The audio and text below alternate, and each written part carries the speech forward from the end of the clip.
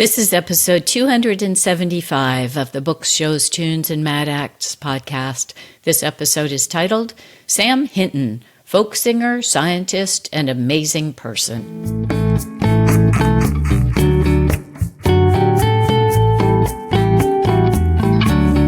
Hello, everyone. Welcome to Books, Shows, Tunes, and Mad Acts. I'm your host, Jennifer Crittenden.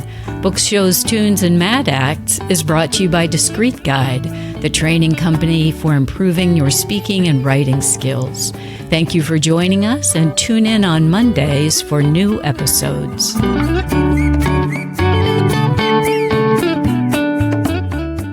This is a brief bio of Sam Hinton from the samhinton.org website, and there's lots more information there, which I encourage you to check out.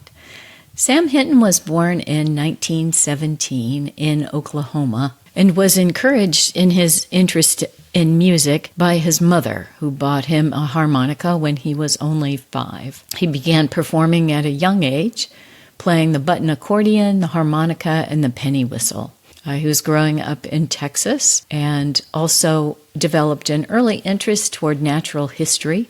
He said that he had 3 phases in his childhood. The first one when his mother allowed him to bring home little snakes. The second phase when she allowed him to bring home bigger snakes. And then the third phase when she allowed him to bring home poison snakes.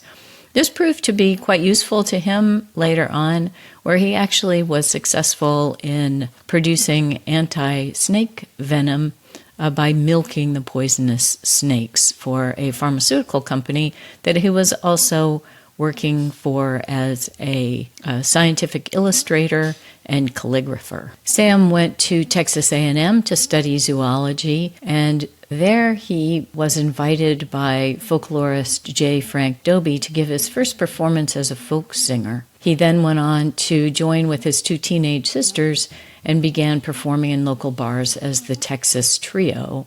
In fact, they were ultimately invited to go to Chicago and began a tour where he was promoted as Texas Sam Hinton folk singer and novelty instrumentalist. While he was on the road, his family was relocated to Los Angeles, and so Sam joined them after his tour was over and enrolled at UCLA to study zoology, where he met his wife, Leslie Forrester, who was an artist, a ceramicist, weaver, and classically trained professional musician, especially in the viola. Together they were married in 1940 and lived together in La Jolla, California for 56 years. They had 2 children and 2 granddaughters. Their daughter Leanna is a professor of linguistics, and their son Matt is an artist, writer, and professional announcer of equestrian events. Sam graduated with a degree in zoology in 1941. He worked as an actor, singer, and musician in LA and worked as the director of the Palm Springs Desert Museum, and then was hired as an editor-illustrator for the University of California Division of War Research in San Diego. Ultimately, he found a very long-term job as director of the Aquarium Museum at the Scripps Institute of Oceanography and wrote 3 books on marine biology. He also illustrated 2 of those books, produced more than 1,200 installments of a weekly newspaper feature, and was recognized as a notable calligrapher. Throughout his career as a naturalist, he also worked as a part-time teacher in music, folklore, art, science, and geography, as a performer, and as a calligrapher and artist. He taught courses at University of California, San Diego, and ultimately, when he retired from his job at the university, he devoted himself to performing full-time. He also served on the board of directors of Sing Out magazine, and in his 65-year professional career as a performer, he's given thousands of concerts all over the U.S., in Canada, Mexico, and Europe, and he's had his own radio and television programs and appeared at many folk festivals. Sam was a co-founder of the San Diego Folk Song Society and performed at the San Diego Folk Heritage Festival, which has been renamed in his honor to the Sam Hinton Folk Heritage Festival and is celebrated every year at Old Poway Park. This year it will be held on June 1st, and it's an all-day free event full of all kinds of great performers, including Hullabaloo, which is a children's band that we interviewed on the show a few episodes back. Sam passed away in 2009, but he leaves us a tremendous legacy of curiosity about the world and a life full of activity. Today's episode is an interview with Sam's granddaughter, Katrina Hinton-Cooper. I'm so pleased to welcome a new guest to the show today. So welcome to the show, Katrina. Thank you. Let me orient the listeners a little bit here. Today, we're going to be talking about Sam Hinton, who's a folk singer. I knew him as a folk singer. It turns out that he also has a huge variety of other interesting things in his bio. And Katrina is his granddaughter. So let's just orient the listener a little bit. So Sam was married to a woman named Leslie, also very interesting character. I hope we're going to get a chance to talk about her. And Sam and Leslie had two children, Leanne, who's a linguistics professor, and Matt. And so Katrina, is Matt your dad? Yes, he is. Okay, perfect. All right. Well, let's jump in. So tell me about your memories of Sam. Yeah, Sam was possibly the most important person in my entire life. So to isolate memories is extremely difficult. He and Leslie basically raised me. I was there every summer, starting from when I was around 2 years old. And then I moved in with them when I was 15. And they just meant everything to everybody who ever knew them. I was so lucky to have them. They're such kind, brilliant, wonderful people who were just so amazing. But Sam, we really bonded over naturalism. I heard later in my life that he was delighted that I took after him with the snakes and the lizards and the rocks and everything. And to me, it was just the way to grow up. We would just take off and go down tide pooling.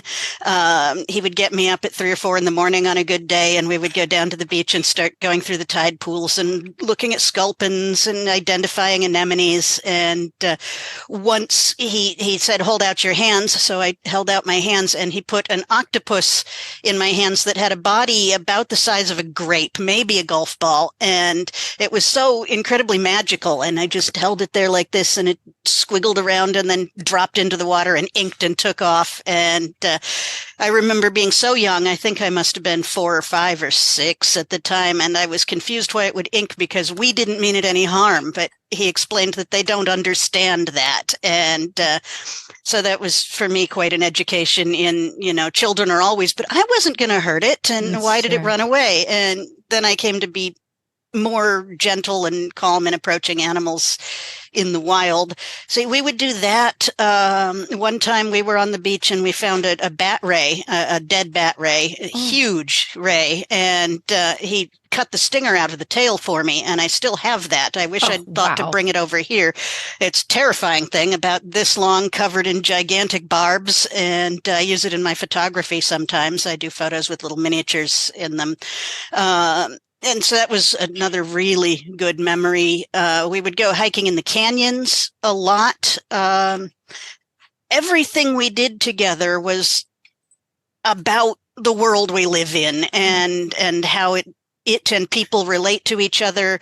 It was just the way he was and the way I am now. People still notice this about me. I'll be going for a walk with someone, and just like Sam, I'll suddenly stop and say, "Oh, hey, look, this is a whatever kind of insect or bush. Did you know that the history of this is?" And people are like, "Oh, please, not more birds and things." But we couldn't go anywhere without just observing the natural world and how it interacted with things. If we were in a restaurant and a sparrow landed on the windowsill, we would talk about the way they were domesticated and brought to the United States and an invasive species. We just never didn't talk about nature or be in nature or work with nature unless we were talking about science fiction. I loved his music. I had him sing at my birthday parties every year. I always went to all of his concerts, but that isn't the thing that was most important to me about Sam. For me, well, Sam himself was just an incredible presence in the world. You couldn't be around him without feeling empowered and being calmer and feeling like somebody had your back. He was just being around him, or Leslie, was incredibly comforting, and you had this incredible sense of protection. But home life was music, music, music, music, music. It was so, I mean, he had a wall of instruments of different kinds, and he couldn't not be playing instruments. So he'd pick up a harmonica, or he'd take down a penny whistle, or this or that mouth organ. He had this wonderful thing somebody made. I think it was one of only two in the world that was a harmonica with organ pipes on it, and it sounded cool, like a freaking church organ, and he could play That's that. Awesome. And if he was sitting at a table, he'd start drumming on his head and making tunes. And if we went for a walk, he'd pick a blade of grass and play it like a reed instrument. He was always making music. There were several years when it really distressed him that if he played the harmonica at home, their dog Minka, a Samoyed, would howl. She howled at sirens and she howled at the harmonica, and he found that extremely frustrating. So we'd have to take Minka for extras so he could play the harmonica. But yeah, my memories of Sam are just always this presence of vast font of knowledge, storyteller galore. He would tell the most amazing, lengthy stories with details and voices, and he could tell jokes about anything. And it wasn't above the occasional raunchy joke, but that just wasn't him per se. But the ones he did tell were very different and very funny. But yeah, just an amazing man. I'm trying to think of more memories. He would tell me his childhood stories a lot. There was the time his father was teaching him to drive, and he just jumped out of the moving car because he saw an unusual snake. And so then he went to catch it. And right, priorities. Yes. And he was always the person the neighbors would call to get rattlesnakes out of their yards because he knew how to catch them. Because, of course, I was raised understanding that the natural world is there. It was there first, and it's not ours. And just because a snake is venomous doesn't mean you should harm it in any way. So he would catch them, and we would drive them. Apparently, they can return for a mile or more to where they're from. So we would drive them to very distant canyons and release them again in the wild. And so I got to sketch them. He would put them in large jars and put them in the middle of the table, and I would sit there sketching them until it was time to drive them somewhere. Once I tried to pick one up, and my father knocked me aside when I was 3, and I'm told I was yelling, "Toy snake, toy snake, toy snake," and trying to grab it. And then Sam caught that one, and that's when I learned all about, venomous snakes and the fact that it was a baby and how they're more dangerous than adults. And just amazing stories about snakes. He kept water moccasins to milk their venom so that he could sell it for anti-venom, for them to make anti-venom. And once one had 60 babies in the back of his van. Oh my gosh. Or he had heard over and over as a youth that snakes won't bite through a bag. And so he filled a bag with snakes. I think it was adders this time he was catching for a geological survey of some kind.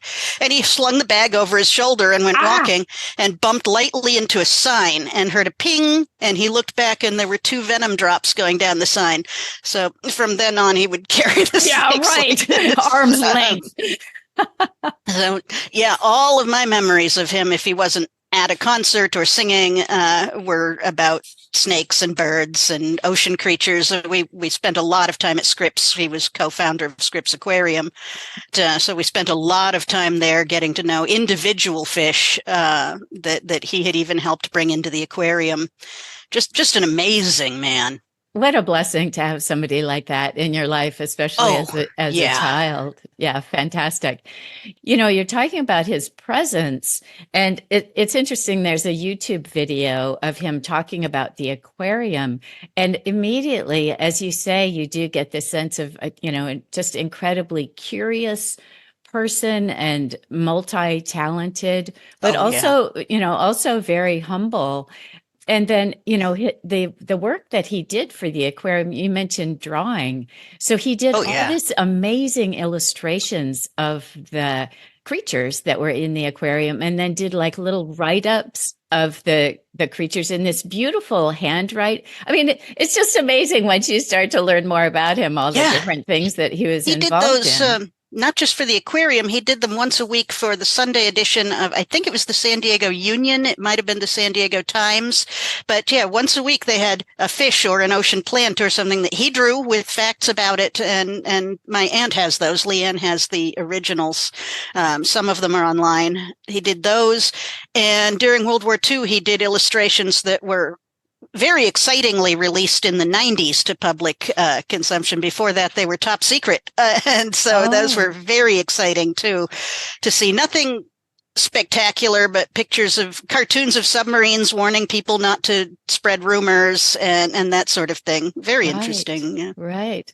He luckily, thank God, did not go fight because he had a tendency to hernias, they said. And in those days, nowadays, they just say, okay, pop him in for an operation and off he goes. But no, so then he worked on Scripps Pier in secret intelligence. At one point, he drew blood from prisoners of war and also from Marines. And once somebody said, hello, you blood-sucking bastard, when he came in, and he loved to talk about that. Or if he got a huge, burly, tough Marine guy in the chair and took a blood sample and the guy would faint, Sam would whip out his watercolors and paint a giant hematoma on his elbow. And the guy, what did you do to me? And then, of course, it would sweat off or wash off the first time he took a shower. So he was very humorous, man. He couldn't do anything without putting humor in it, even during the war. Mm-hmm. He was really frustrated, though, because a lot of people bought lifetime passes to Scripps Pier and to fish off of the pier. And they would come, and it was closed during the war because it was a top secret military installation. And he would have to go out and tell them, I know you have a lifetime pass, sir, but sorry. And he hated being a bad news person. He hated that very much. But yeah, he was like that. And that he would even remember that decades later, how frustrating that was, is just how he was. Yeah, so as I say, it really comes across in the video, his kindness and his interest in the world, just his engagement, right, with all these things. And that's really everything. Fun. It's really fun to see his legacy also in his children. So it's really been interesting to read about all of you. And I wanted to mention Leanne, his daughter, because she's the linguistics professor, and I was a linguistics major, so I was interested in that. But she specialized in American Indian languages. Particularly California Indian languages. Mm-hmm. As I understand it, there were at one point 900 California Indian languages because the topography is so different that each tribe would have a section. And then, the desert had forests in the middle of it and so on. So it was natural that groups would sort of settle in different types of area.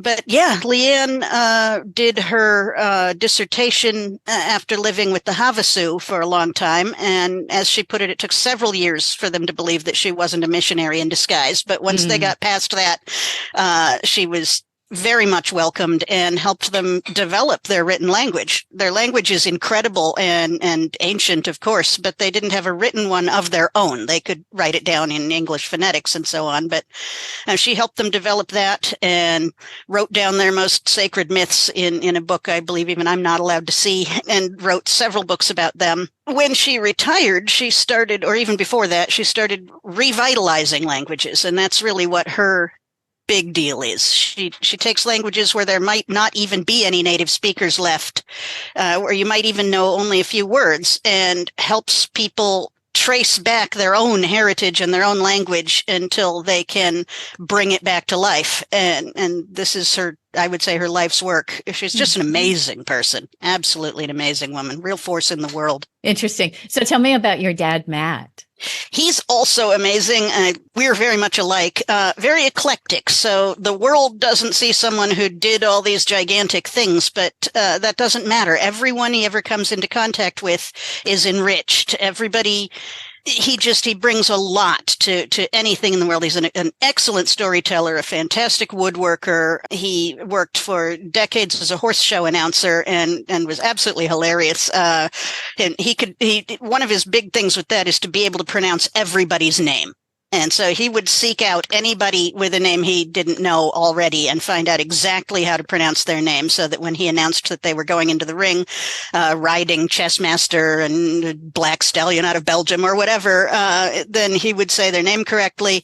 And he was able to inject a huge amount of humor, but also structure into his announcing. And so he was extremely valued in this. But I know him for that, and we share the deep interest in horses and science fiction. We can talk science fiction all day, and we still exchange book recommendations all the time. Just like me, he just likes to be out there in nature. He just likes to be with the animals, especially ocean animals. He was an avid surfer until his knees went, and then a kayaker. Taught me how to kayak. He and Sam both taught me a lot of wood lore, how to start fires with sticks, how to build a basic shelter, what you can and can't eat, how to condense water in the desert, that sort of thing. Just a very fantastic, eclectic, intelligent, fun man. And I don't think I've ever met anybody who didn't like him. Same with Sam. Again, just remarkable legacy. But going up a generation, there's also a video on YouTube with Sam so I guess he had a little show in the mornings where there'd be 15 minutes where he was on the radio in San Diego. And one morning he dedicated that particular 15 minutes to his mother. And so he talks about her singing to him and so forth. So that made me wonder. So now we're talking about your great grandmother. Yes. I was curious if you met her or knew her. Absolutely. She was also amazing. I keep saying amazing. They're all amazing people. Wow. The Hintons, the farther you go back, the more awesome the Hintons are. And amazing. She didn't take any bullshit. She was, the term feminist didn't exist, but there are stories about how she would be expected to fulfill certain roles or whatever, and just wouldn't. I don't remember all of them. The one I most remember is that Sam used to tell that her husband was either, I don't know if he was talking about something she'd asked him to stop talking or not saying grace. They weren't religious, though. There was something at the table where she wanted him to just stop so they could just eat. And she said, if you don't stop, I'm going to flip a spoonful of peas at you, which, of course, in the late 1800s is a big deal. And he didn't stop, and she flipped a spoonful of peas at him in front of guests, which was just not done. So she was like that. But she was also phenomenally musical, really good singer, taught piano, and also made these amazing Afghans. She would crochet these Afghans. I have one, which, again, I was too stupid to bring down and locate and bring into the show. But, everybody wanted a Grammy Afghan. They were just beautiful, and she'd make big ones, little ones. She died when I was around 11 years old. We went down for her fried chicken a lot, often with Sam's sisters, and where was she? Somewhere outside of Los Angeles, but in that area. Mm-hmm. And so we would go down there, eat in the porch. And I remember, I guess it was just on. It was before the days of videotapes or whatever. But our tradition was to sit together and watch movies like Rodan and Godzilla, all the Japanese black and white horror movies. I have vivid memories of us just laughing and laughing and laughing. And one of them, as all these Japanese, I guess they would be parachuters, were attacking the enemy monsters, and these giant bird things were just picking them out of the sky the way we'd been watching sparrows picking flies out of the sky. And I remember we were just in gales of laughter about this under some of her Afghans. I have extremely fond memories, not very detailed, but extremely fond memories of spending a lot of time with her, at least once or twice a year. Yeah, it's always interesting, isn't it, when scientific people are interested, or observant people, maybe I should say, are interested in science fiction, right? That seems very common. And yet, you might think that wouldn't be the case. But in fact, it does seem to be very common. It's interesting. Yeah, well, I think that's because science fiction, just like folk music and a lot of things, addresses themes that most people don't necessarily like to think about. I mean, if you take Star Trek, for example, it often addresses racism in ways that aren't like, this is about racism. Let's talk about racism now. And then at the end of it, people are like, hey, wait a minute. But if those other people who were in charge of the area had actually been a little bit more forthcoming with the food, then maybe the whole interplanetary revolt thing wouldn't have happened. And it makes people think. It translates what's going on in the world into themes and terms that make people actually think about it. And I think that's a lot to do with it. I cited Star Trek. I love Star Trek, but I'm more into hard science fiction, Isaac Asimov, and Sam was also very into space exploration and astronomy. And so a lot of Arthur C. Clarke is about that. A lot of Isaac Asimov, Theodore Sturgeon. He introduced me to all of these. So did my dad. We just read a lot of science fiction. Yeah, I was thinking too, that's right, that it makes us think about the world in a different way, right? When we read science fiction. And I was thinking, that also happens in music. Exactly, yeah. And so, so tell me about Sam's legacy in terms of music, what themes he was interested in and so forth. Sam was mostly, well, he loved it all. In his later years, he was very interested in new folk music. The Berrymans, for example, he really liked them because he wrote albums and did studies about the way folk music started with either events or stories a long time ago and changed and changed and changed and changed and became different songs we know today. St. James Infirmary went through so many changes and became the Cowboys' Lament. He would play tunes and say, yeah, this was about one major battle in these days, and nobody even knows that anymore per se, but the tune persists. Right. Or individuals. I mean, I think sometimes fairly regularly about jolly old Roger the Tin Maker Man. The idea that in some village somewhere was this guy who fixed people's pots and pans, and we still sing about him now. Nobody even knows who he might have been, where he even lived, anything like that. But this man still exists for us because somebody liked him enough to write a song. So Sam liked to study the development of folklore also. He used the folk singing as a way to express the folklore.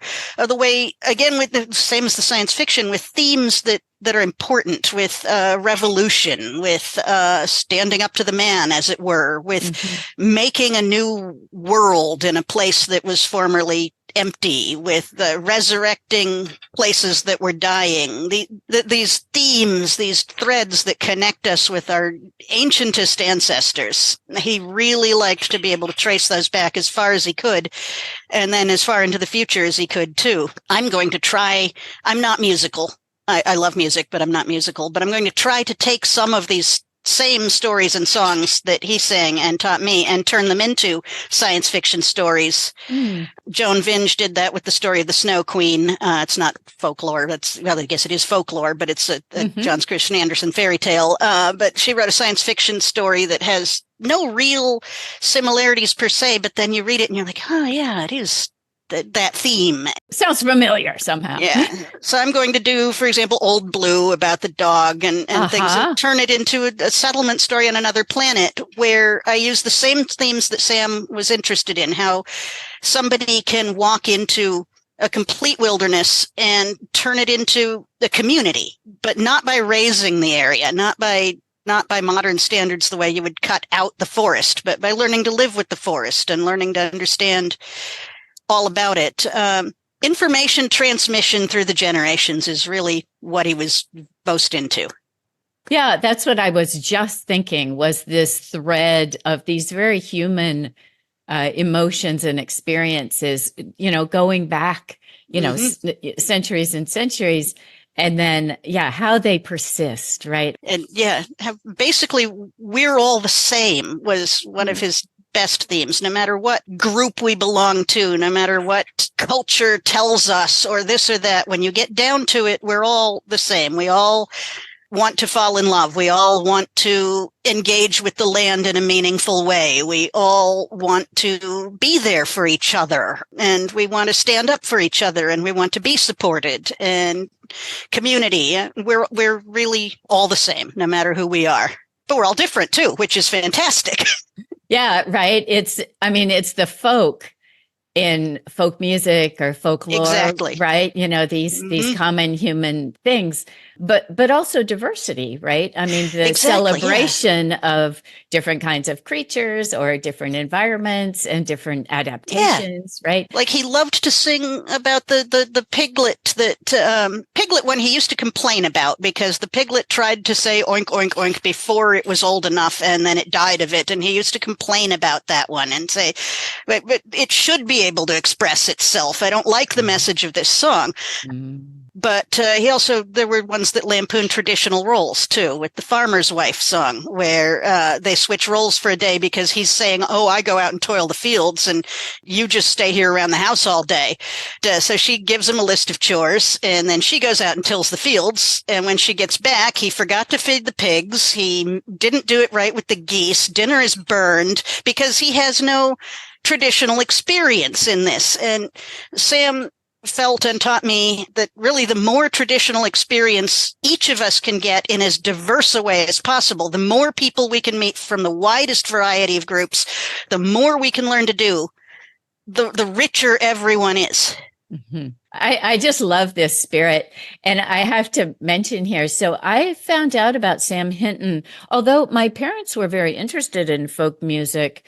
Their tastes were for folk singers that came after Sam. So the way that I found out about Sam Hinton was actually through a woman who worked at the public library where I worked for many, many, many years. And she was a big Sam Hinton fan. Sam has a lot of albums. And so I learned about some of those through her. But there's something about his music that's really inclusive. Right. And you get that through the music, the fact that it's folk music, right? There's something that's really welcoming, I think, about folk music. So, yeah, I have to make a little shout out here to my old boss, Ginny Ritchie, who worked at the Monroe County Public Library in Bloomington, Indiana. And she was a big Sam Hinton fan. And so, she would show me his albums and we play his albums together. Yeah, she really got Sam. Ginny or Jeannie? Ginny, Ginny. Oh, okay, because Jeannie Ritchie is a folk singer I grew up with. Oh, yes, of course. Right. I didn't even think about that. But yes, that's right. And the dulcimer player. She's amazing. Yeah. And she's a little bit more of Sam's era, I think. Yeah. Mm-hmm. I mean, she's younger than Sam by, as far as I know, a considerable bit, but definitely not modern. Right. As I say, there's something about that spirit that really works around him, and you just get drawn into this sort of magical circle. Welcoming is the right word. Mm-hmm. No matter who you were, where you were, even if he was greeting somebody, a concierge at a restaurant or a janitor at a school, the instant you were around him, you knew you were completely welcome. Anything you had to say would be taken seriously and with great concern, and you were in a safe place. No matter who you were, what your background was, where you were from, it did not matter. And I feel extremely privileged to have been raised that way. Mm-hmm. Right. Yes. And it's up to us, I think, to carry forward with that mentality and perspective. Let's talk a little bit about music and science in his life, because, you've touched on the fact that we've got these two themes in his life going forward. And how do you think one informed the other for him? It's hard to say. I hadn't thought about that until you sent me that question, because I've just always seen these as just part of Sam. For him, even the sounds of nature would become themes of music. He loved songs that included the sounds of the wind, or the way the ocean sounds. A lot of onomatopoeia. The bird song. He would sing songs about different animal sounds in different languages. That dogs say this in one country and that in another country. Somehow the oceanography, his intensive hard sciences, weren't really, it was kind of a little bit separate, because I don't recall him singing during his oceanography lectures per se, or that sort of thing. But at the same time, he would tell stories. He couldn't look at a barnacle without telling you the historical origins of the why they're called barnacle geese and that sort of thing. I think they're just facets of the same fascination with the world and ways to tell about our world in ways that get through to people. And both of them, for him, folklore and going back through history with the music was a science, of course. That is a science, same as linguistics, same as Leanne has a degree in ethnomusicology, for example. It's all science, but oceanography is somewhat less entertaining unless you're as fascinated by it as we are, I suppose, and herpetology. But yeah, he wouldn't be able to look at a snake without telling you both artistically about the shape of its scales and also what songs people might have sung about that snake. It's all just completely intertwined as ways of expressing our world to other people or to ourselves.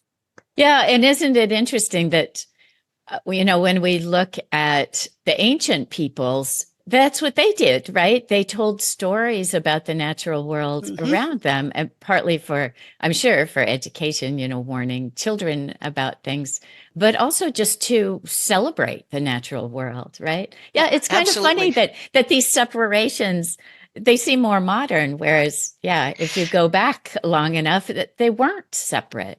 I think about that a lot. I think we've lost a lot in today's world with our cultural, at least in the major Western countries, our cultural separation from the natural world. We've started an us and them concept since, I guess, around the Industrial Revolution. Most of us no longer depend on the natural world. That distresses me. I've tried my whole life to be able, maybe it's because they read me Earth Abides too many times growing up, but I wouldn't be comfortable if I didn't know how to build a shelter and start a fire and things if civilization fell tomorrow. I wouldn't be comfortable if I didn't know what might be dangerous in standing water, or if I didn't know what might be venomous in the area where I lived. But also, I grew up and just the idea of eradicating species or subjugating species is wrong. You need to work with the natural world. You need to work with your animals, and then everything is enriched. And I'm rewilding my garden right now for 13 years in the middle of a Dutch city. It was just a chunk of concrete when we moved in, and now I've got at least 7 or 8 bee species out there on my sage, and toads living under the patio, and just think we need to do that. This separation is going to kill our species, and then something beautiful might grow out of our bones, but I'd like to be around to see that. Right. Yeah. I think that's a very open question right now is, are we a species worth saving? And I'm not sure. This one troubles me a lot because yes and no. As we're going right now, no. I think currently our civilization and our way of doing things does need to fall. But if you go back only a few generations, only a couple hundred years or so, or a few hundred years, or even if you just go out to where indigenous peoples are still living with the land, you think, hey, wait a minute, these people are beautiful. This relationship with nature is amazing. This is wonderful. We're a symbiotic thing. We can help them and they can help us the way, they provide us with food because we kill them or grow them or whatever. And we provide them with health and pick off the ticks and fix their broken bones. And we form a symbiotic relationship, and like wolves and deer. And I think that's how it should be. We're very far from that in the world right now. It's fascinating to see this all evolve. That's for sure. I was thinking about, because I also am always sort of intrigued about, like, what if you didn't have these things? What if all these things weren't provided to you? How would you survive? Like, what's your skill set? This person knows how to do this and that person knows how to do that. And I was thinking, that's partly why I think I'm intrigued, and maybe other people too, by dystopian literature. Which is what I write. Oh, right. Because it gives you a chance to imagine that, right? Like if this were gone, if this had been blown up, if this had happened, okay, now what? Right? Yeah, it's an interesting mind experiment. Yeah. Yeah, in my recent novel, I won't go into it at great length or anything, but in my recent novel, these people, it's about 70,000 years from now, somewhere in the Greater Magellanic Cloud, and humans have every shape and form you can imagine. And one type of human, well, not type, one culture of humans, lots of different types, lots of different people, but this one culture, they live in these self-assembling arcologies that are basically habit trails for humans, and they have everything provided to them. They don't have to do anything. They get up in the morning, and if they have an interest, they pursue it. And if they don't, they can just eat the food and consume the entertainments and live and die. And that's it. And this is the way it's been for tens of thousands of years for these people. But eventually they're supposed to move out of the arcologies onto the surface of planets and start cities and have police and things like that. But before that, they're just basically babysat by computers, not Star Trek type, I am your overlord computers, but ones that just oversee their daily lives and, heal the sick, et cetera, et cetera. And then there's a natural disaster, and suddenly several thousand people are on their own on the surface of the planet where they can't even quite breathe the air. Mm-hmm. And there's dangerous wildlife, and they have to figure out what to do about it. That's the premise of my most recent book.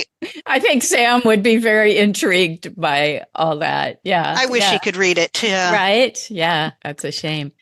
So tell me a little bit more about Sam and his musical instruments. As I've learned more, I'm realizing, wow, he really was a multi instrumentalist, although I guess the harmonica was kind of a main focus. So tell me about all that. Harmonica, guitar, any kind of flute or whistle.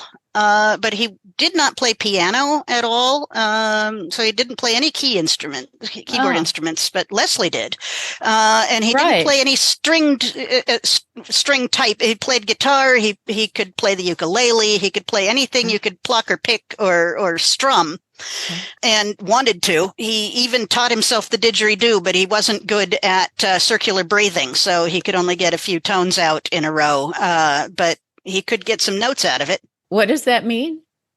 The didgeridoo, the giant tube that they play in Aboriginal Australia, in order to properly play that, you need to sort of be able to breathe in and out at the same time. It's called circular breathing. It's a skill I don't have, and I don't know how to do it either. But basically, at the same time as they're blowing into the instrument, they are drawing air in to replace that air, so you can have a continuous sound. Goodness. Wow. And that's why it's so powerful, also as a mind control instrument, the same as drums for a lot of cultures. It gets the listener into it. There's a drone to it, and then overtones, and it's hypnotic. And so combined with storytelling, this would induce a hypnotic state in people sitting around a fire. It added a huge amount of depth to the stories.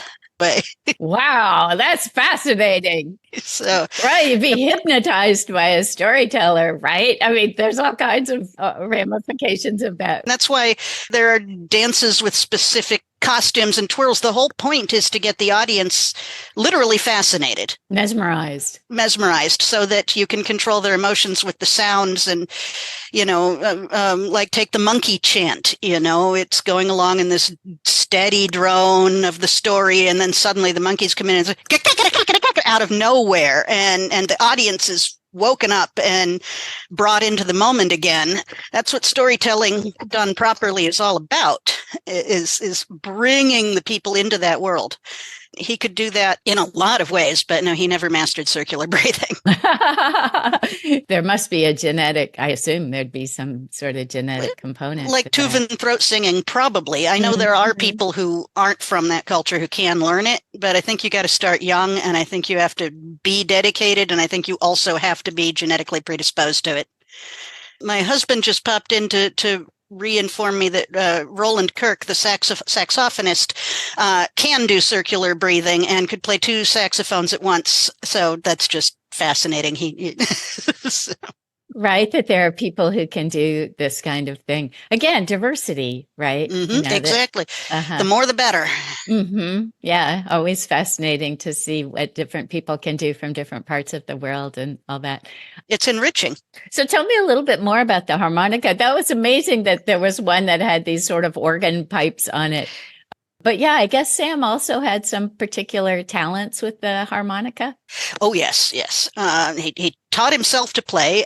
He saw one in it was either a music store where his mother was getting sheet music, or it was a trading post. I can't remember which one it was. They regularly shopped at both in his childhood. I think in Oklahoma before they went to Texas. But he was 5, and he really wanted that instrument, and she got it for him, and he just started farting around with it on the way home, and had taught himself turkey in the straw by the time he got home, and just took off from there.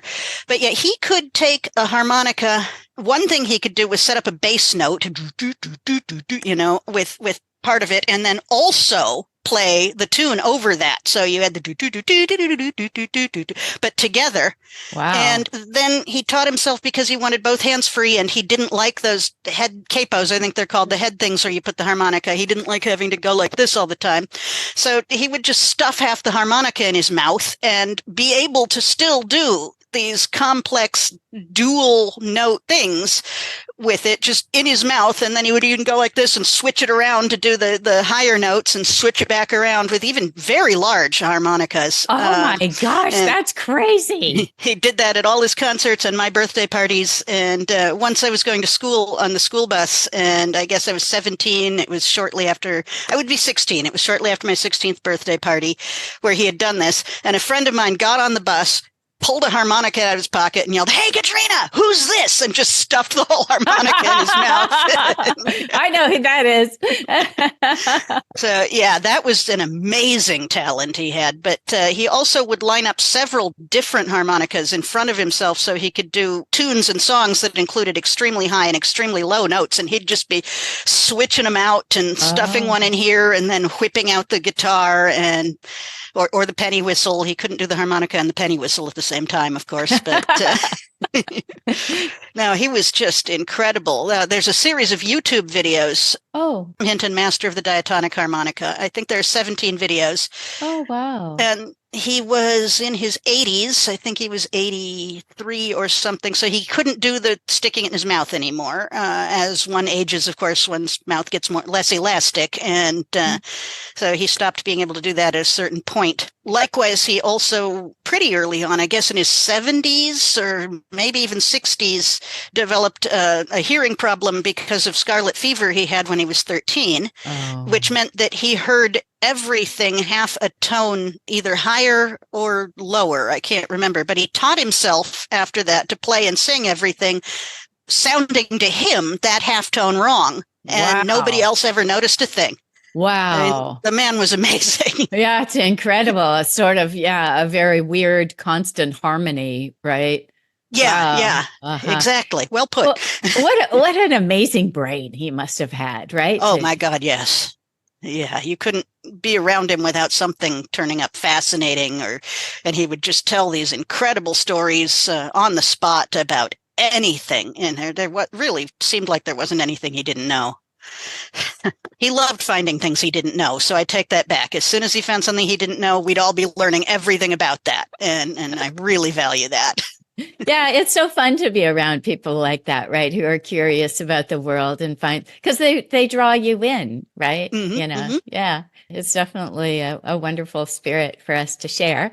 And so speaking of which, the Sam Hinton Folk Heritage Festival is going to be June 1st. This is an annual event, a one-day event that they have here in San Diego in Old Poway Park. And I'll include some information about that in the show notes. But we wanted especially to do this episode before June 1st, so people are aware that there is a day honoring him in San Diego.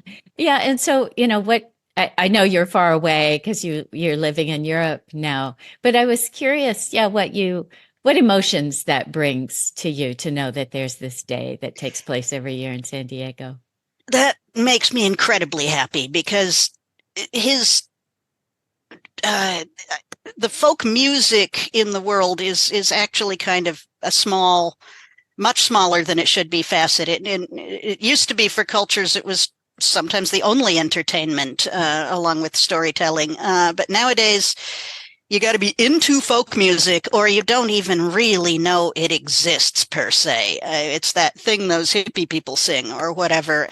To me, for an entire city and section of the world to be honoring this man who deserves so much honor, deserves so much to be remembered, not least for his humility. He would hate me saying deserves in these sentences, but to know that his name is going to go on and on in more than just you have to go find his albums, it means an incredible amount to me. And what he wanted to do to bring the stories and the music to generation after generation after generation, that this is making that possible, makes me extremely happy. I feel very honored about that. I'm very glad that has happened.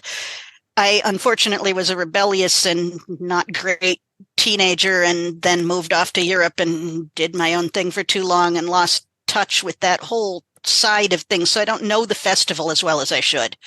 I really don't. I'd love to be able to go sometime, and maybe someday I will, but it means the world to me that it's there. Yeah, it's so interesting. I was thinking about this.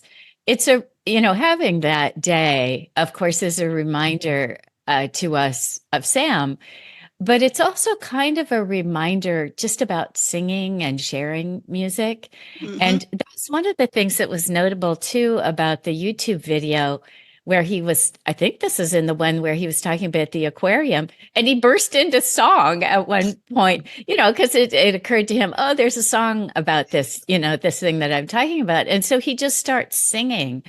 And I do that, and I'm not even musical. I do that with songs that he sang, and yeah, because that's how humans have passed on information and legacies for all the generations. Basically, he even liked Bob Dylan and Steve Martin and modern folk singers that we don't even think of as folk singers, because they're still carrying it on.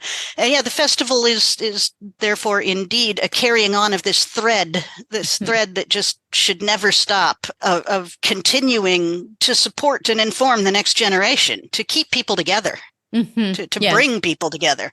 And these traditions, I was so I teach English as my day job. And so one of the songs that I think is so amusing is the Maresy Dotes and Dozy Dotes. And the Lamsy Divey. Yeah, it's such a fun song. And it's really a song about connected speech. And so when I teach my clients about supersegmentals, then I like to use that song.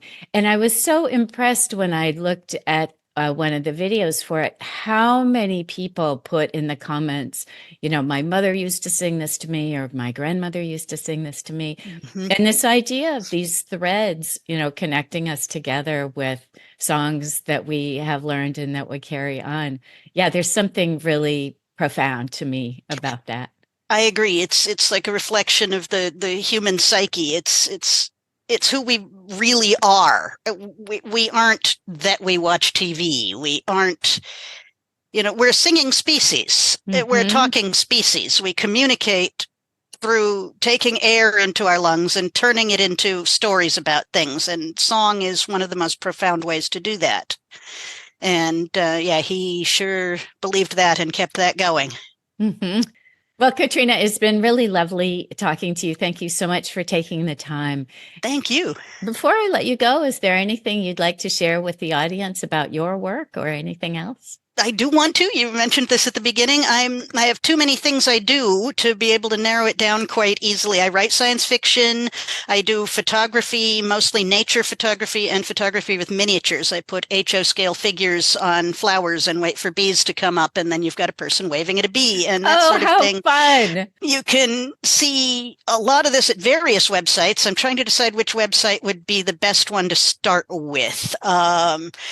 Probably I have one on Ko-fi, but that's fairly new. I have my blog website and I have my photography website. I think I'm going to, if you don't mind putting the URL in, I think we'll go with my blog, because it's not really mostly about the blog anymore. It's got links to the science fiction, but the blog itself has some stories about Sam and my childhood, that sort of thing. Yeah, I do too many things. Like Sam, right? And like my dad. Yeah, we just can't pick something. Multifaceted, right? I get it. On most social media with that sort of thing, for my blog, for everything, I am known as some random chick.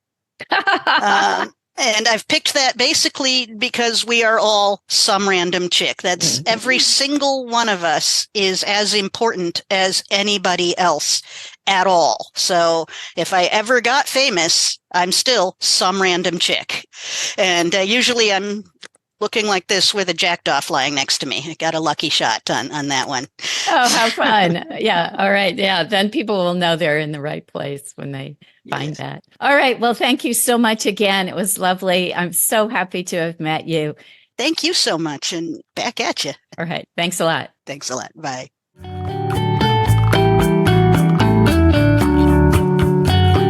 Thank you for listening. Our goal in 2024 is to expand our audience because we get such great guests. So we'd love your help in spreading the word by sharing, subscribing, liking, thumbs upping, rating, and commenting. Got all that? Really, thanks for any support. Books, Shows, Tunes, and Mad Acts is brought to you by Discreet Guide, the training company for improving your speaking and writing skills. Also, a shout out to Podomatic, our podcast hosting platform. You podcasters out there might want to check them out. They've been good to us. And finally, thanks to Quincas Morera for the theme music.